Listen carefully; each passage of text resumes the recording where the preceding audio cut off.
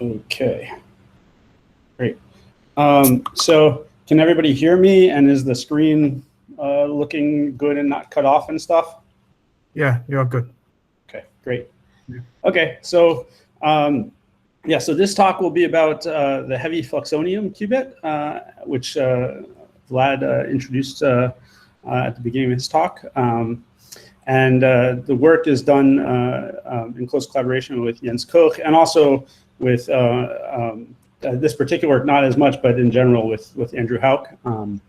And so I'll just go through that. So without kind of getting right to the main point of things, so we're going to talk about this heavy fluxonium, which, as Vlad mentioned, is we kind of are exploring the low frequency limit.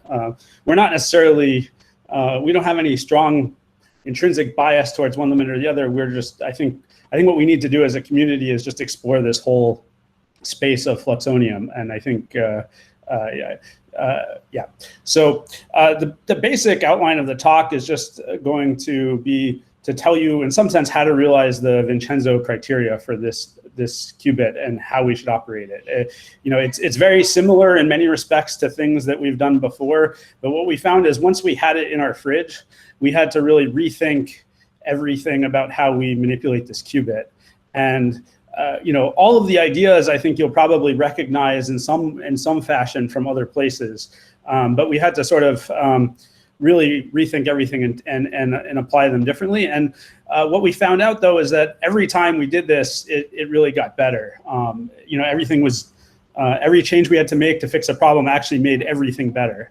And this is sort of a feeling I haven't actually had really since we were working on the Transmon in 2007, where every time we would find, or 5, I guess, but whenever we would find a problem, we would say, oh, we have to do this. And then we would find that actually everything got better. And I think the heavy fluxonium is kind of a nice thing in the sense that it's really, I think, a drop-in replacement for the Transmon.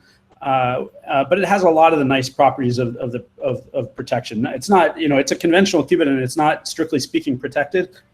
But I think many of the things that you want to get out of a protected qubit, the fluxonium will give you. And as I'll show you, the gates are actually, not only are they sort of not harder, but I would argue that they're actually better in many ways than the fluxonium. Okay, so again, the sort of outline of the talk will just be, first I'm going to tell you how we measure it and cool it, and then we'll kind of explore the coherence properties, and then we'll talk about gates and what's happening in the future. Okay, so and Vlad already gave a nice introduction to the fluxonium. So if you recall, there's by the way, can you guys see my my mouse, or can I use that as a picture? Not yet. I see. Is there a way of doing that? Probably. Click on the screen on the bottom. I think you can have an option. Yeah, all right, good. No. Okay, well, whatever, it's fine. Okay, so anyway, so there's 3 elements, right? There's the capacitor, the Josephson junction, and the inductance. And basically in our regime, we're making all of them, well, we're making the capacitance and the inductor both really large. So the fluxonium originally developed by Vlad and Michelle in 2009. So basically said, well, we'll take a flux qubit. And I think I also agree with Vlad and Will in saying that really, I mean, these are all really one family of qubits. Like, it's fun to give them all different names, you know, flux qubit, C-shunted flux qubit, blocknium, fluxonium. But they're really all kind of the same circuit. But I think what's interesting about this is once you add the inductor, there's a lot more richness to that Hamiltonian, both in terms of, like, you know, you just have more parameters, and so you can get different ratios of things, and also you can get things like accidental degeneracies of levels. So there's really a lot you can do with it. I think as a community, we're just sort of scratching the surface.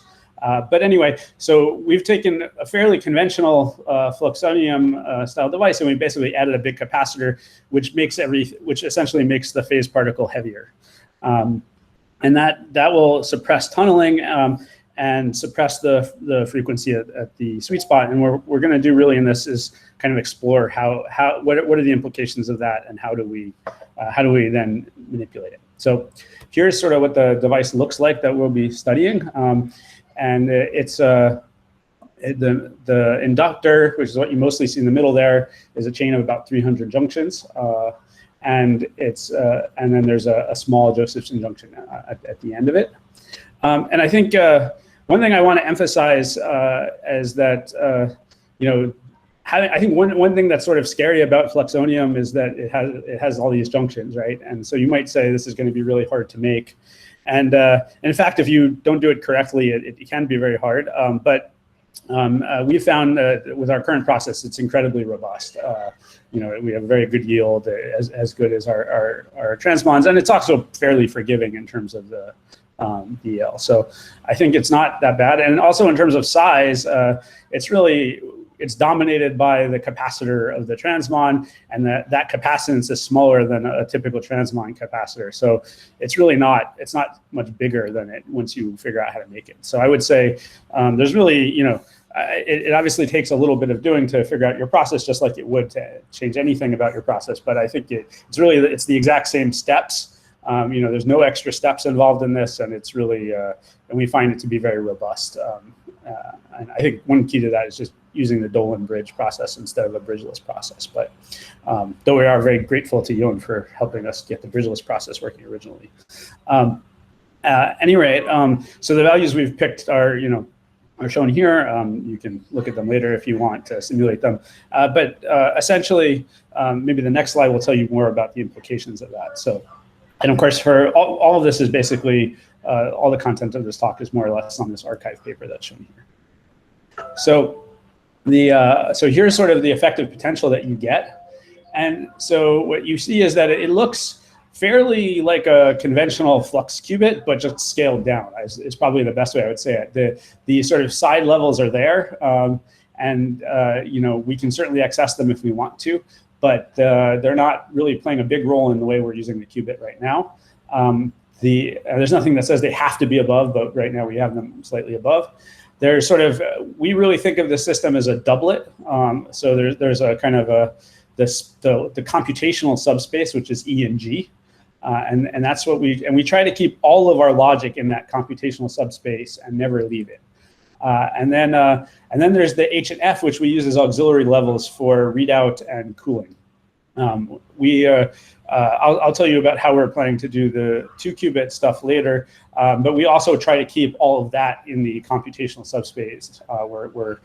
We think that the microwave gates that Vlad said are great and should work, but we're trying to keep everything in the lower computational subspace. And so you'll see in this device that the tunnel splitting at the ground in the sort of the nearly degenerate ground state is about 15 megahertz.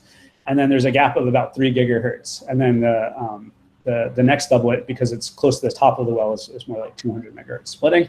And that should be compared with the environmental temperature, which is about 400 megahertz.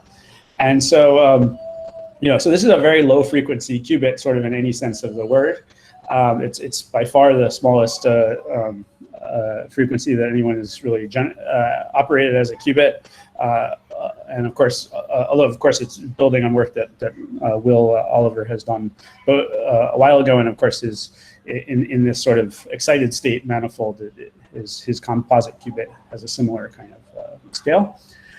So the question is, is something like this, how it seems so small, can we even just use this as a qubit, given that it's so much less than the temperature of even in a dough fridge?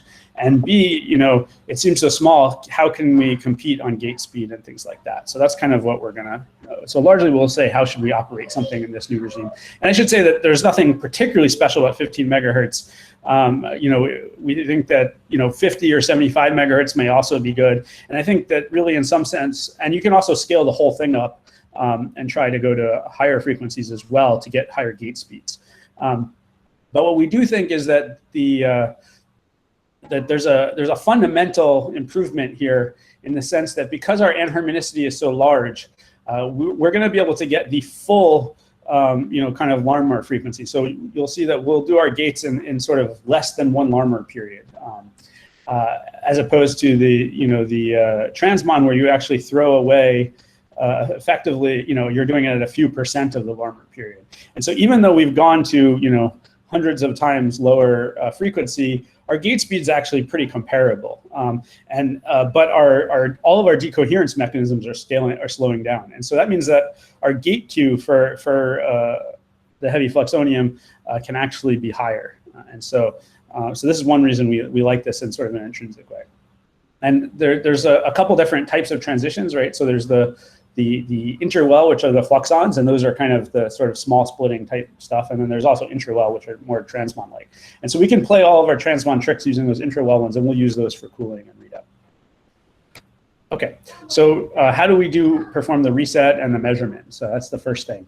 In order to do a readout, what we're going to do is we're going to you can, as Vlad said, there is actually a dispersive shift between G and E, despite the fact that there's a huge detuning.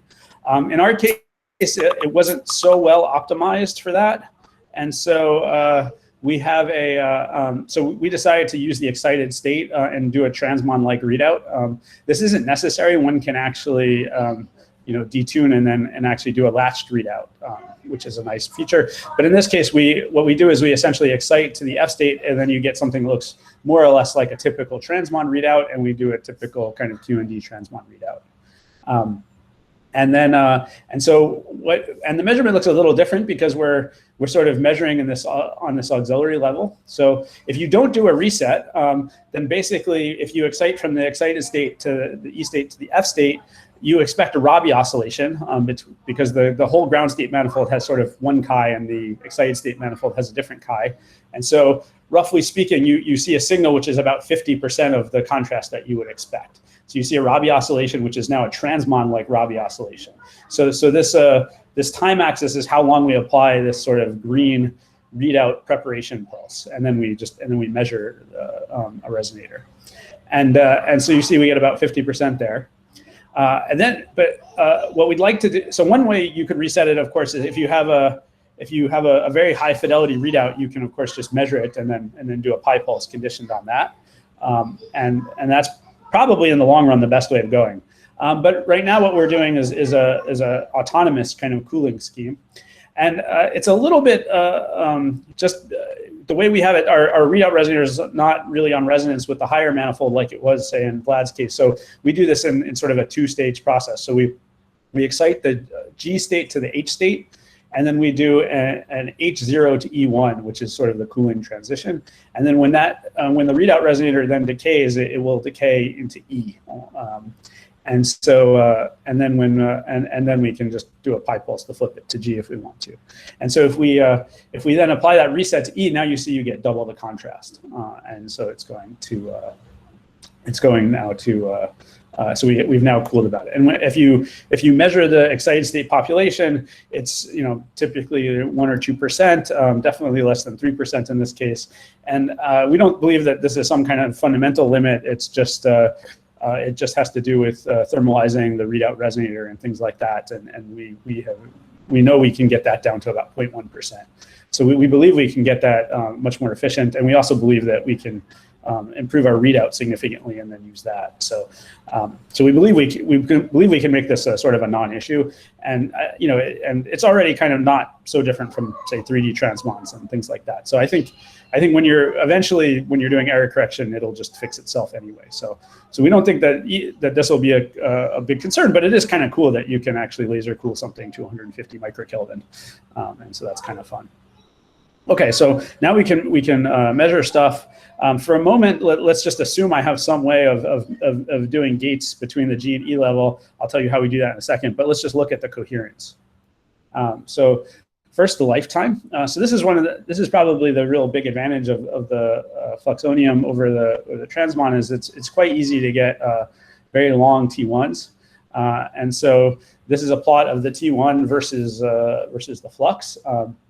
And so what you see is that if you operate it around a little bit away from the sweet spot, the coherent, the lifetime is really long. It's about 5 milliseconds. And this isn't a particularly optimized device or anything like that. And at the sweet spot, it's about a third of a millisecond. So it's really quite long. So as far as I know, so I think until Andrew Houck's paper came out a few weeks or a week or two after ours, we held the title for best 2D qubit for like a week before Andrew's nice Fluxonium results came out. But the nice thing about that is that those ideas really they're composable. So we believe that we're limited by dielectric loss. So the red dashed line is due to loss in the capacitor. And so if we make we believe if we make a tantalum Fluxonium, we should get the similar kind of factor of 5 or so. We're already making tantalum transmons, and we've seen about a factor of 2 improvement, and we're continuing to work on that. So we believe that you should really think of these numbers, the 0.3 and the 5 milliseconds, not as like ultimate numbers, but really as like the very first try, and they're going to get better. There's a lot of low-hanging fruit from simple optimization. So we really think within a year we'll be over a millisecond on both at the sweet spot and maybe over 10 milliseconds away from the sweet spot. And I think it's also so what is the mechanism? So I think we see pretty similar stuff to what Vlad saw. So the inductive loss is actually would be from from the 1/f noise and things like that is this green curve. So it seems like while it's not inconceivable that it could be limiting us around half flux quantum. It depends on your fit parameters, but you can sort of see that the scaling isn't really right. And so we really don't think we're limited by that. We think we're limited by near the sweet spot by the capacitor loss, so the electric loss, which is the same thing that Vlad sees. And I believe Andrew also sees this similar kind of result. So that seems to be pretty consistent. And then, and what I should say is we're actually not limited so much by, we're not limited by, but that's actually not actually what the limit is, as you can see. What we're really limited is by a combination of the red curve and the blue curve. So the blue curve is per cell heating. So similar to what Will said, actually one of our biggest things away from the sweet spot is not actually, is not decay within the subspace, but actually leakage to outside the subspace. But in his case, the subspace was an excited state, and so leakage to the ground state is always allowed. And so you basically have to make your transmon, the sort of upper limit for lifetime is the transmon, although of course you can do leakage codes, which maybe are a bit easier than the standard types of codes. But in our case, it's leakage upwards, which means that it's exponentially suppressed by the temperature over that gap, which is e to the -10 or something like that. But what we find is that actually is still limiting us away from the sweet spot. And what you can also see is that there's actually some structure there. So whenever there's kind of an avoided crossing with the between the excited states and the resonator, that actually gets enhanced. And I wouldn't say this is like a perfect fit or anything, but we at least see that there are features around where you might expect them. And then we think that explains some of the structure there.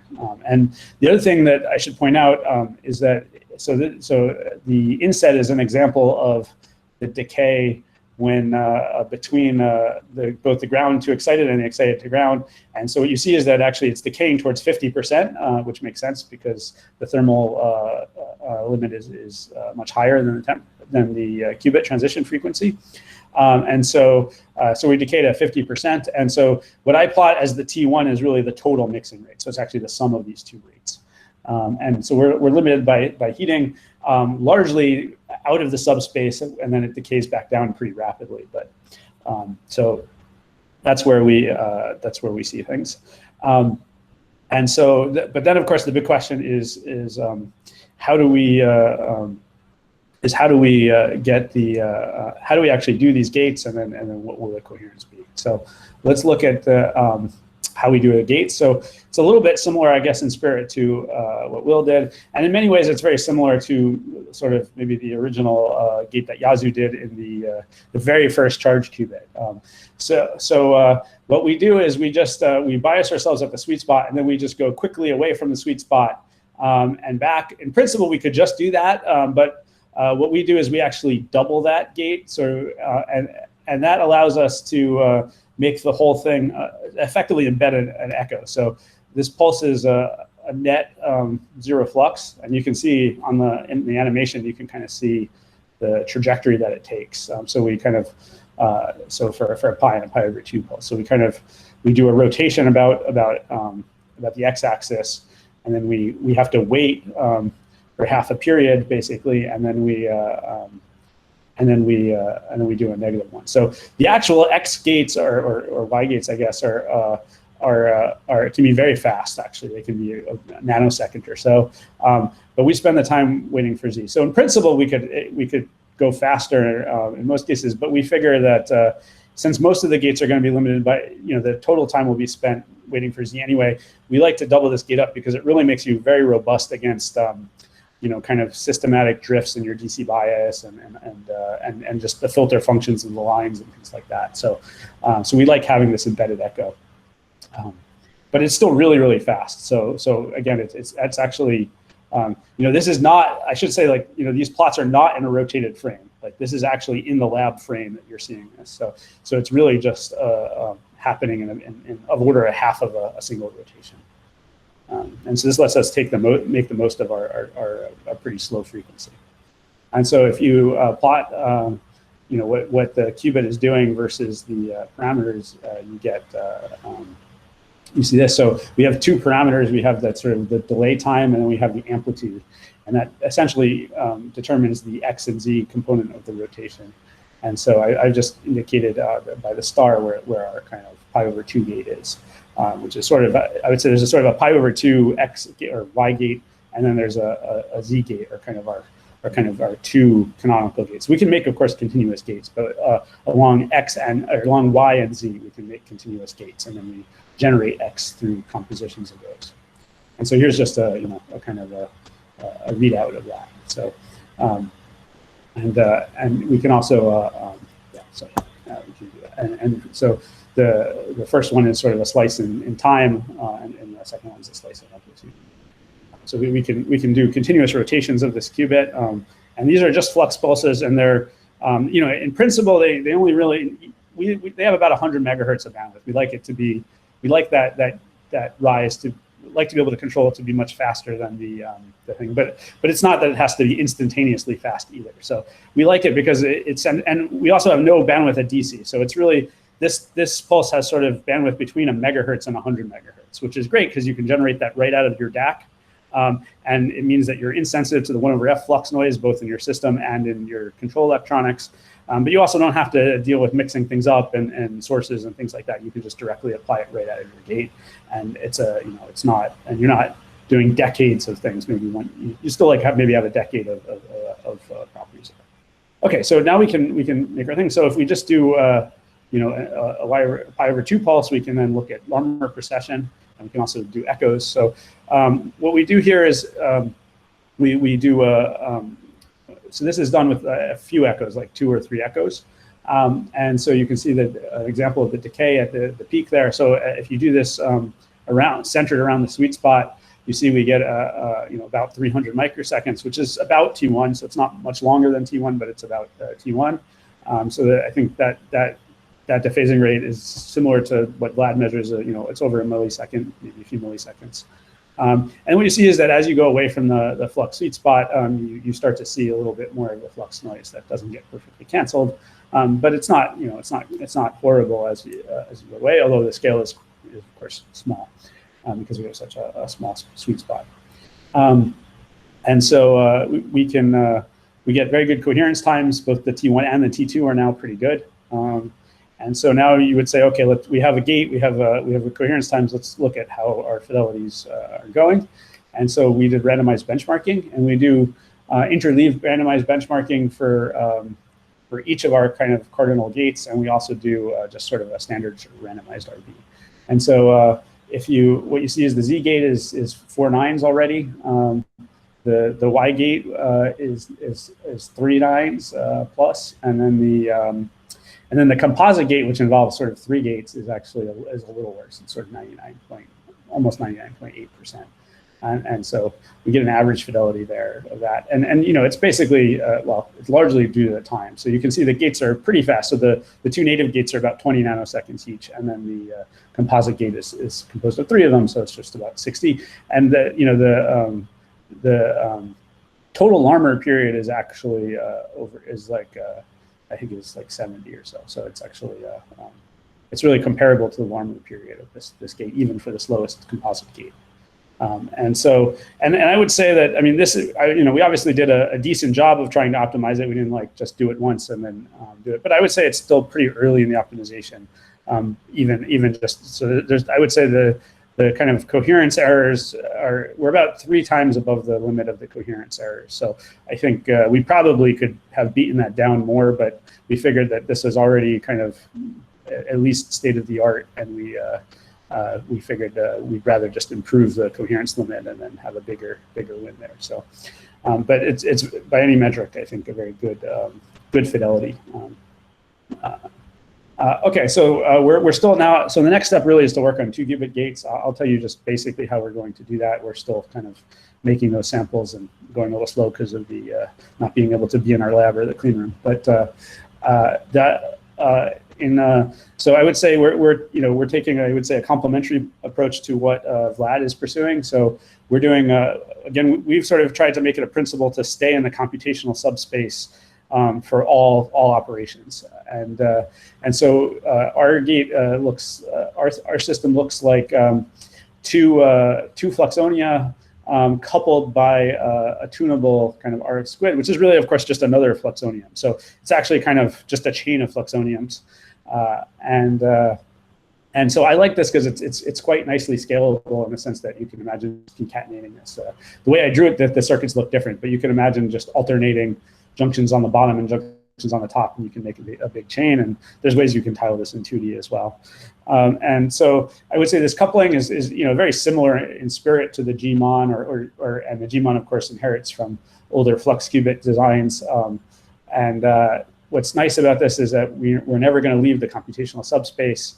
And I also like the fact that this gate rate can be tuned through 0. It's kind of an interferometer between the L's and the EJ of the coupler, and so so even without precise fabrication, you should always be able to find a spot in which the coupling is 0.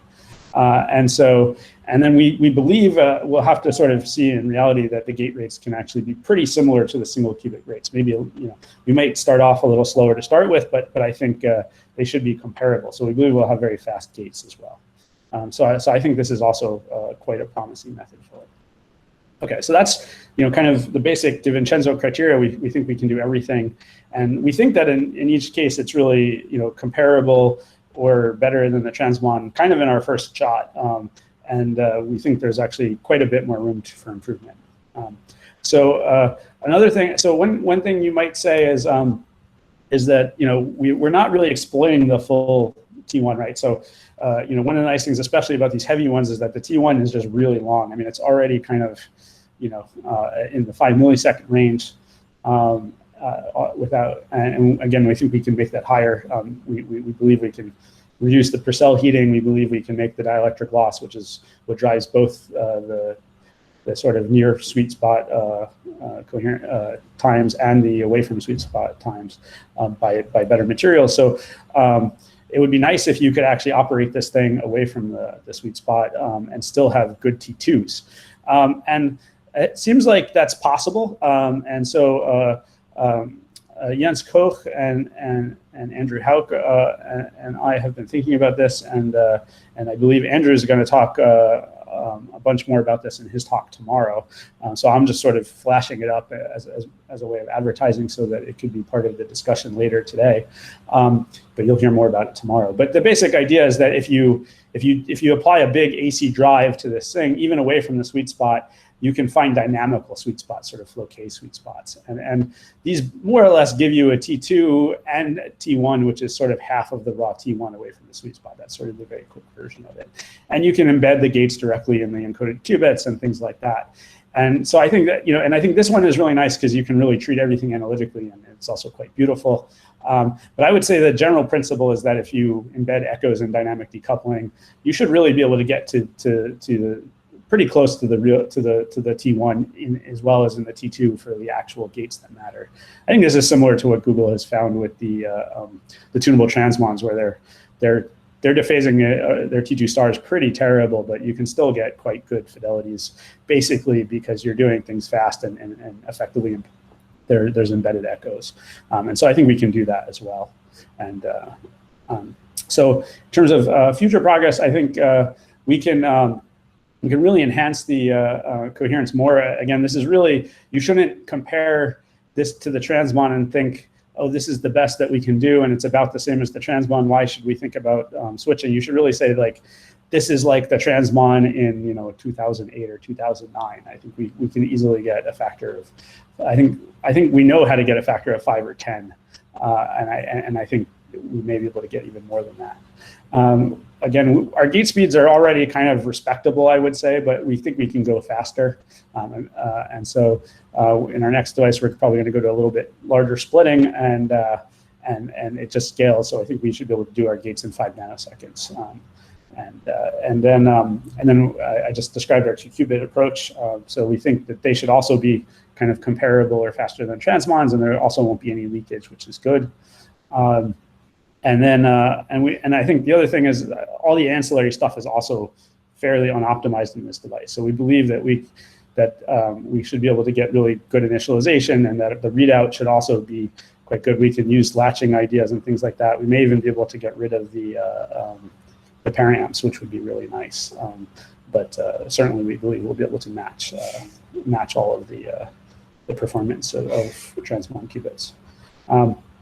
So to summarize, the qubit is really is great. It has a long T1, long T2. I didn't show the T2 star, but I should mention that it's also not bad. It's well over 100 microseconds,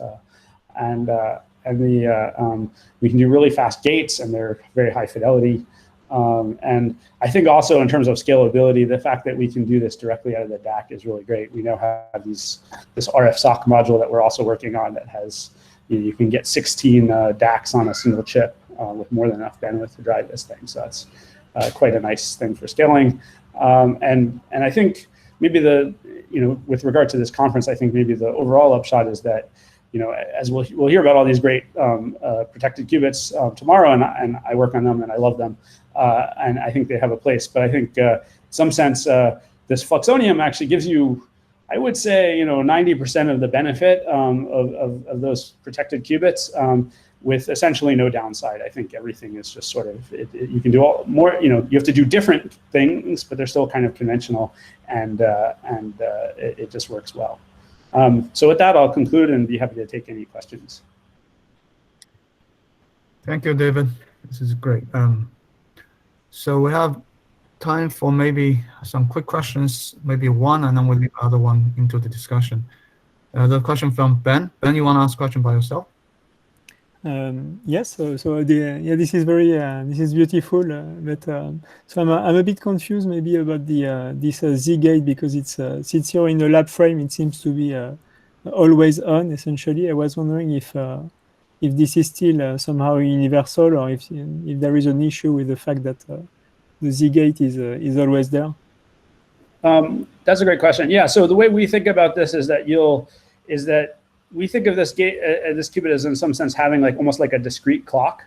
And so what you would do is you'll make and you always actually want to be operating on this qubit.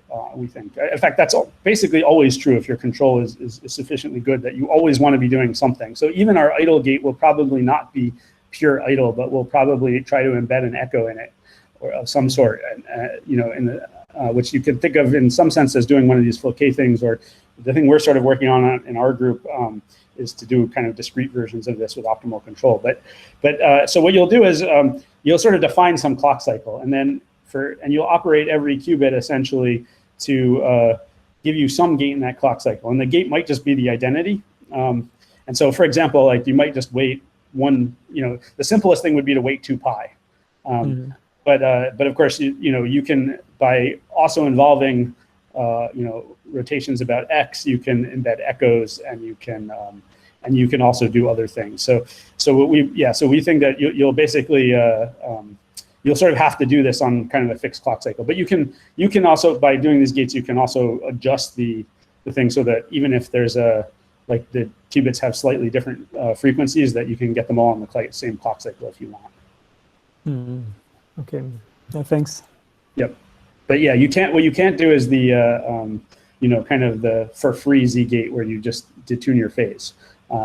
But that, in some sense, that also has a thing. It's just that it's such a small time that you're not noticing it. If you were going fast compared to the Larmor frequency, you would start to notice that too. John Martinez, I had a question on the 2-qubit gates, and just roughly how are you expecting to do that? I mean, I see the circuit. This is like the Gmon. So what's the basic idea? Sure. So if you apply a flux, so we'll bias it such that the two the left and right ones are at their sweet spot, and the middle one is sort of near a quarter flux where essentially the coupling is 0. And then what we'll do is, so in the same sense as we applied this sort of positive and then negative going flux on a single qubit to get an X gate, and that looks like a sort of a sigma X kind of term that goes on. We'll do the same thing on this coupling flux, and that will essentially produce in the same basis like a sigma X type term. And so you can just literally think of that as doing sigma X on one, but it's but conditioned on the other. But you're essentially driving it on the flux. Now, of course, and I know that everyone at Google is really familiar with this. Whenever you have tunable flux things, one of the big challenges, and I think this will be the one fundamental challenge for scaling up this approach, is that is of course crosstalk. So you have to really want to try to minimize the intrinsic flux crosstalk. There's some intrinsic that just come from the Hamiltonian and the couplings in the circuit, and so you probably will want to do some coupled fluxes in reality, and there will also be some that just come from stray geometry and stuff. And I think you'd like to minimize that as much as possible, but you can also calibrate it out. And we also have protocols that are robust against small. You're basically talking about a I-swap gate if it's sigma X. No, it's not. Well, okay, yeah, I guess it's.